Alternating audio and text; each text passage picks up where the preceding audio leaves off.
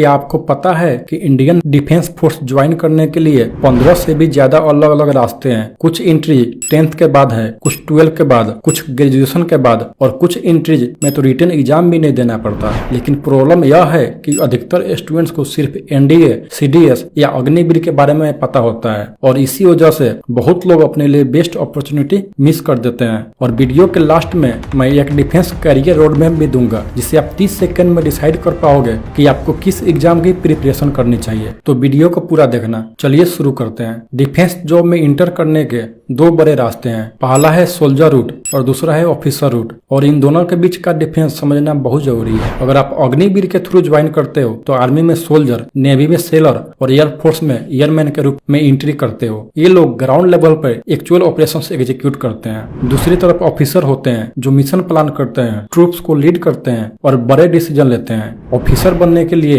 NDA, CDS, AFCAT, TES, TGC जैसे entries होती है। अगर आप 10th पास हो तो अग्निवीर के थ्रू आर्मी, नेवी या एयरफोर्स ज्वाइन कर सकते हो। अगर आप 12 पास हो तो NDA, TES, navy B Tech entry और कुछ अग्निवीर एंट्रीज के लिए एलिजिबल हो। अगर आप ग्रेजुएशन कर चुके हो तो CDS, AFCAT, NCC special entry जैसे ऑप्शंस ओपन हो जाते हैं। और अगर आप इंजीनियर, लॉयर या डॉक्टर हो तो आपके लिए कुछ स्पेशल एंट्री भी होती है जिनके बारे में हम आगे बात करेंगे। सबसे पहले देखते हैं इंडिया की सबसे popular defence recruitment entry Agniveer. अगर आपका सपना है कि जल्दी से जल्दी यूनिफॉर्म पहनकर देश की सेवा करनी है तो अग्निवीर आपके लिए सबसे डायरेक्ट रूट है। हर साल आर्मी, नेवी और एयरफोर्स में अग्निवीर रिक्रूटमेंट निकाला जाता है। आर्मी में इसके अंदर कई कैटेगरीज होती है जैसे Agniveer GD, technical, clerk, tradesman. इनमें सबसे ज्यादा वैकेंसी अग्निवीर जीडी में आती है। हर साल लगभग 25,000 से 30,000 तक टोटल वैकेंसी निकलती है। इसीलिए यह इंडिया की सबसे बड़ी डिफेंस रिक्रूटमेंट में से एक है। एलिजिबिलिटी एज जनरली 17 से 21 साल और 10th पास हो तो जीडी और ट्रेड्समैन के लिए अप्लाई कर सकते हैं। 12th पास कैंडिडेट टेक्निकल और क्लर्क के लिए भी एलिजिबल होते हैं। Selection process. सिलेक्शन के 4 स्टेज होते हैं। Online exam, physical fitness test, physical measurement test, medical examination. उसके बाद फाइनल मेरिट लिस्ट बनाई जाती है। Exam pattern. जीडी में जीके, साइंस, मैथमेटिक्स और रीजनिंग से क्वेश्चन पूछे जाते हैं। सैलरी फर्स्ट ईयर में 30,000, सेकेंड ईयर में 33,000, थर्ड ईयर में 36,500 और फोर्थ ईयर में 40,000। 4 साल बाद लगभग 25% अग्निवीर परमानेंट कैडर में रिटर्न हो जाते हैं। बाकी कैंडिडेट को 11,71,000 का सेवानिधि पैकेज और स्किल सर्टिफिकेट मिलता है। और अगर आप 12 के बाद ऑफिसर बनना चाहते हो तो अगला एग्जाम आपके लिए बहुत इंपॉर्टेंट है। अगर कोई मुझसे पूछे कि 12 के बाद डिफेंस ऑफिसर बनने का बेस्ट रूट क्या है, मेरा आंसर होगा एनडीए, क्योंकि एनडीए आपको direct army officer, navy officer या एयरफोर्स ऑफिसर बनने का मौका देता है। और इसी वजह से एनडीए को डिफेंस एस्पायरेंट्स का ड्रीम एग्जाम भी कहा जाता है। एलिजिबिलिटी एज 16.5 से 19.5 साल। आर्मी विंग के लिए किसी भी स्ट्रीम से 12 पास या अपीयरिंग, और नेवी और एयरफोर्स के लिए फिजिक्स और मैथमेटिक्स मैंडेटरी। Selection process.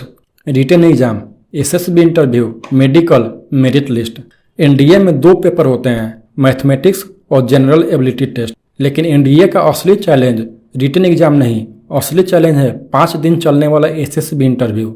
यही वह स्टेज है जहां ऑफिसर लाइक क्वालिटी चेक की जाती है। इसी वजह से हर साल लाखों स्टूडेंट फॉर्म भरते हैं, लेकिन फाइनल सिलेक्शन कुछ 100 स्टूडेंट का ही होता है। सिलेक्शन के बाद 3 साल एनडीए में ट्रेनिंग, उसके बाद रेस्पेक्टिव एकेडमी में स्पेशलाइज्ड ट्रेनिंग होती है। ट्रेनिंग के दौरान स्टाइपेंड भी मिलता है। अगर आप 12 में हो और ऑफिसर बनना चाहते हो तो एनडीए आपका फर्स्ट टारगेट होना चाहिए। लेकिन अगर आप ग्रेजुएशन के बाद ऑफिसर बनना चाहते हो तो फिर आता है डिफेंस का दूसरा सबसे बड़ा एग्जाम, सीडीएस। इसका फुल फॉर्म है कंबाइंड डिफेंस सर्विस एग्जामिनेशन। यह यूपीएससी द्वारा कंडक्ट कराया जाता है। एलिजिबिलिटी ग्रेजुएशन कंप्लीट या फाइनल ईयर। आर्मी और ओटीए के लिए किसी भी स्ट्रीम से ग्रेजुएशन। नेवी और एयरफोर्स के लिए स्पेसिफिक एजुकेशनल रिक्वायरमेंट होती है। Selection process. Written exam, SSB interview, medical, final merit. Process NDA जैसा ही होता है, बस लेवल थोड़ा और मेच्योर हो जाता है। अगर आप ग्रेजुएशन कर रहे हो और परमानेंट कमीशन ऑफिसर बनना चाहते हो तो सीडीएस सबसे इम्पोर्टेंट एग्जाम है। हर सीरियस डिफेंस एस्पायरेंट को सीडीएस के बारे में डिटेल में पता होना चाहिए। लेकिन अगर आपका सपना स्पेशली फाइटर पायलट बनना है, फिर अगला एग्जाम आपके लिए है। अगर आप राफेल उड़ाना चाहते हो या सुकोई 30 MKI या मिलिट्री हेलीकॉप्टर, तो एफकेट आपको उस डायरेक्शन में ले जाने वाला एग्जाम है। यह इंडियन एयरफोर्स ऑफिसर के लिए स्पेशल रिक्रूटमेंट एग्जाम है। Eligibility: graduation with required marks. Flying branch के लिए 10+2 में फिजिक्स और मैथमेटिक्स भी होना चाहिए। Selection process: AFCAT written exam, AFSB interview, medical examination, final merit. Flying branch में मेडिकल स्टैंडर्ड सबसे स्ट्रिक्ट होता है, इसीलिए अगर आप पायलट बनना चाहते हो तो एकेडमिक्स के साथ साथ हेल्थ और फिटनेस पर भी ध्यान देना जरूरी है। एफकेट के थ्रू आप फ्लाइंग ब्रांच, टेक्निकल ब्रांच या ग्राउंड ड्यूटी ब्रांच ज्वाइन कर सकते हो। अब तक हमने अग्निवीर, NDA, CDS और एफकेट के बारे में बात की, लेकिन अब मैं आपको कुछ ऐसी एंट्रीज बताने वाला हूँ जिसके बारे में बहुत कम स्टूडेंट्स को पता होता है। और सबसे इंटरेस्टिंग बात यह है कि इनमें से कई एंट्रीज में रिटन एग्जाम भी नहीं होता और NDA, CDS के लाखों कैंडिडेट्स के साथ कम्पीट करने की जरूरत भी नहीं। अगर आप एलिजिबल हो तो डायरेक्टली SSB इंटरव्यू तक पहुंच सकते हो। सबसे पहले देखते हैं 12 PCM स्टूडेंट्स के लिए एक हिडन जेम एंट्री। अगर आप PCM से 12 पास हो और JEE मेन दिया है तो आप आर्मी ऑफिसर बन सकते हो बिना NDA का रिटन एग्जाम दिए। जी हाँ, इस एंट्री का नाम है TES यानी technical entry scheme. Eligibility: 12 PCM यानी physics, chemistry, math. JEE main score, required percentage criteria. Selection process: JEE main score के बेसिस पर short listing, SSB interview, medical examination, final merit. Selection के बाद military training और engineering training दोनों कराई जाती है। ट्रेनिंग कंप्लीट होने के बाद आप लेफ्टिनेंट के रूप में कमीशन प्राप्त करते हो। हर साल लगभग 90 से 100 वैकेंसी आती है। अगर आप 12 PCM स्टूडेंट हो तो NDA के साथ साथ TES को भी टारगेट करना चाहिए। अब आर्मी के बाद नेवी की सिमिलर एंट्री देखते हैं। नेवी 10+2 बीटेक एंट्री या इंडियन नेवी की ऑफिसर एंट्री है। TES की तरह इसमें भी JEE मेन स्कोर के बेसिस पर शॉर्ट लिस्टिंग होती है। Selection process: JEE main best short listing, SSB interview, medical, merit list. Selection होने के बाद इंडियन नेवी आप इंजीनियरिंग डिग्री के साथ मिलिट्री ट्रेनिंग भी प्रोवाइड करती है।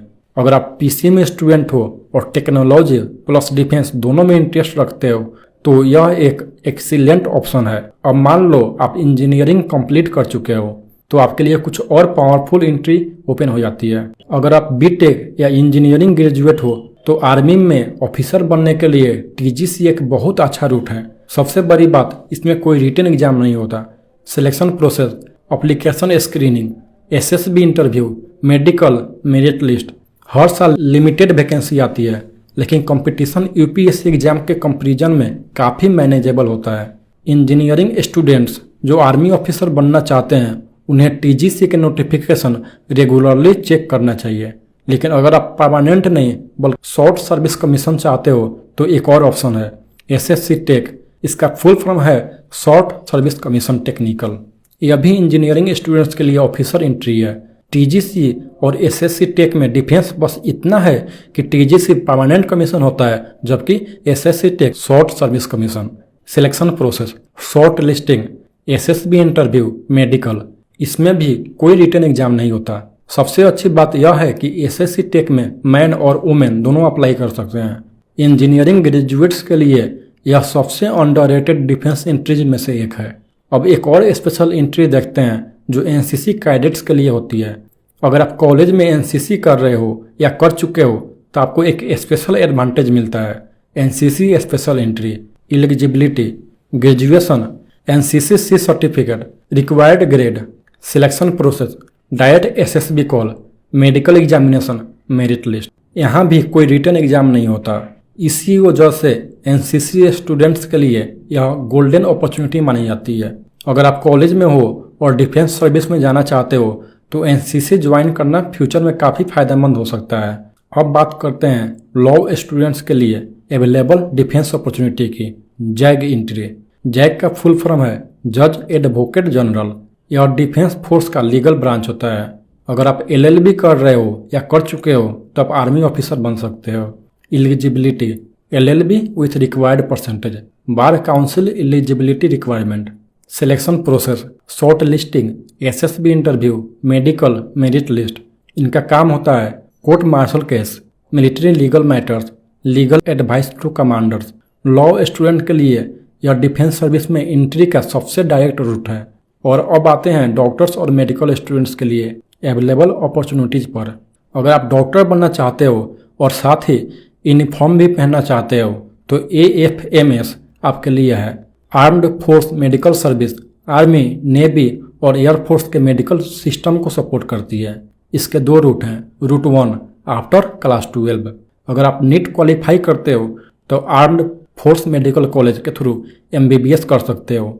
यह इंडिया का सबसे प्रेस्टिजियस मेडिकल इंस्टीट्यूशन में से एक माना जाता है। Route 2 after MBBS। अगर आप ऑलरेडी MBBS कंप्लीट कर चुके हो तो मेडिकल ऑफिसर के रूप में ज्वाइन कर सकते हो। Selection process, short listing, interview, medical examination. Doctors defence service में बहुत ही इंपॉर्टेंट रोल प्ले करते हैं। वार हो या पीस टाइम, मेडिकल ऑफिसर हर सिचुएशन में सोल्जर्स की हेल्थ और ट्रीटमेंट के लिए रिस्पॉन्सिबल होते हैं। अब तक हमने लगभग डिफेंस फोर्स की हर मेजर एंट्री कवर कर ली, लेकिन मुझे पता है कि इस पॉइंट पर आपके दिमाग में एक ही सवाल चल रहा होगा। इतने सारे ऑप्शन बता दिए, लेकिन मेरे लिए बेस्ट कौन सा है? तो चलिए सिर्फ 30 सेकंड में पूरा डिफेंस करियर रोड मैप समझते हैं। अगर आप 10th पास हो और जल्दी से यूनिफॉर्म पहनकर डिफेंस सर्विस ज्वाइन करना चाहते हो तो आपका प्राइमरी टारगेट होना चाहिए अग्निवीर GD, अग्निवीर ट्रेड्समैन। ये आपको सोल्जर रूट से आर्मी में एंट्री देते हैं। अगर आप 12 पास हो किसी भी स्ट्रीम से और ऑफिसर बनना चाहते हो तो आपका पहला टारगेट होना चाहिए NDA, क्योंकि NDA डायरेक्ट ऑफिसर बनने का सबसे प्रेस्टिजियस और पॉपुलर रूट है। अगर आप 12 PCM स्टूडेंट हो तो आपके पास एक्स्ट्रा अपॉर्चुनिटीज भी है। आपको टारगेट करना चाहिए NDA, TES, navy 10+2 B Tech entry. बहुत सारे स्टूडेंट सिर्फ NDA के पीछे भागते हैं और TES और नेवी बीटेक एंट्री जैसे गोल्डन अपॉर्चुनिटी मिस कर देते हैं। अगर आप ग्रेजुएशन कर रहे हो तो आपका प्राइमरी फोकस होना चाहिए CDS, FCAT, NCC special entry. ये ग्रेजुएशन के बाद ऑफिसर बनने का सबसे इम्पोर्टेंट रूट है। अगर आप इंजीनियर हो तो आपके पास सबसे ज़्यादा ऑफिसर एंट्री ऑप्शन है। आप टारगेट कर सकते हो CDS, FCAT technical, TGC, SSC tech, navy technical entries. और सबसे इंटरेस्टिंग बात यह है कि इनमें से कई एंट्रीज में रिटन एग्जाम भी नहीं होता। अगर आप लॉ स्टूडेंट हो तब का बेस्ट ऑप्शन है JAG एंट्री। यह आपको डिफेंस फोर्स के लीगल ब्रांच में ऑफिसर बनने का मौका देता है। अगर आप MBBS या मेडिकल फील्ड से हो तो आपका टारगेट होना चाहिए AFMS। इसके थ्रू आप मिलिट्री डॉक्टर बन सकते हो। अगर आप NCC कैडेट हो तो NCC स्पेशल एंट्री को कभी इग्नोर मत करना, क्योंकि यहाँ आपको डायरेक्ट SSB इंटरव्यू का एडवांटेज मिलता है। अगर वीडियो से कुछ नया सीखने को मिला हो लाइक जरूर कर देना। कमेंट करके बताओ कि आप किस एग्जाम की प्रिपरेशन कर रहे हो, अग्निवीर, NDA, CDS, FCAT या कोई और। अगर आपका दोस्त या फैमिली में कोई डिफेंस सर्विस ज्वाइन करना चाहता है तो यह वीडियो उसके साथ जरूर शेयर करना। अगर आप आर्मी ऑफिसर रैंक्स जैसे subedar, lieutenant, captain, major, colonel, brigadier, general को बिल्कुल सिंपल लैंग्वेज में समझना चाहते हो तो इस वीडियो पर क्लिक करो। मिलते हैं नेक्स्ट वीडियो में। जय हिंद।